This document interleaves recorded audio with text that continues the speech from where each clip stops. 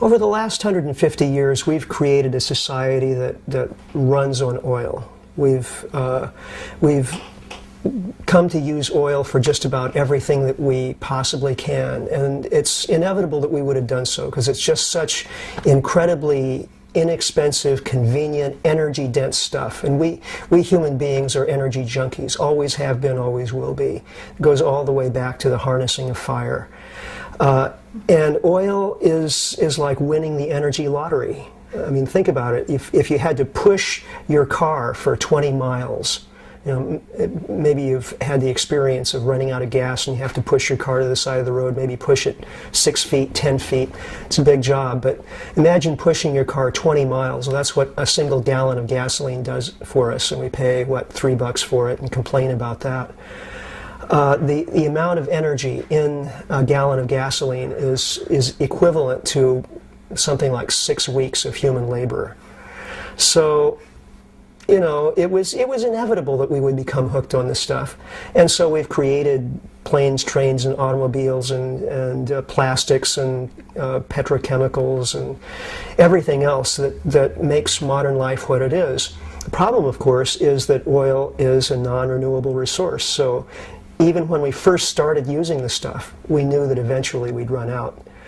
We thought that would be in a long time, but and actually we're not about to literally run out. But the problem is that the cheap, easy stuff is gone. We've picked the low-hanging fruit.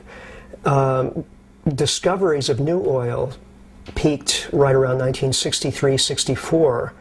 I remember 1964, that was the year the Beatles appeared on Ed Sullivan's show. So that was a long time ago.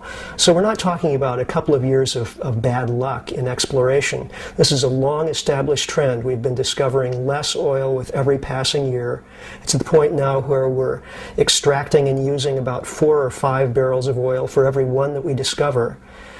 And country after country is reaching its own national all-time oil production peak and going into decline. The U.S. was one of the first to do it back in 1970, and now something like 30 or 33 countries are past their peak. And so we just have a very few countries that are still able to increase their rate of production on a yearly basis to make up for those declines, for all that depletion in those past peak countries.